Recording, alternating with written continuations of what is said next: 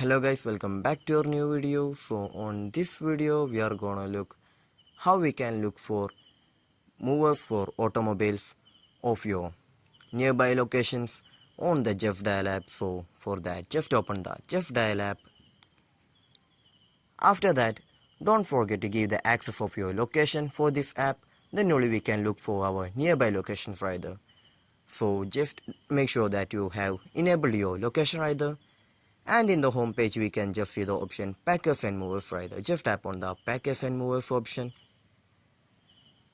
and then we can just see the movers for automobile option. Just go to the movers for automobile option, and if we go to this option we can just see our nearby movers for automobiles option in the Justdial app. So this is how we're gonna look for nearby automobiles for packers and movers on your Justdial app. So I hope this video was useful for you. So just do like, share, subscribe to our channel. Thank you.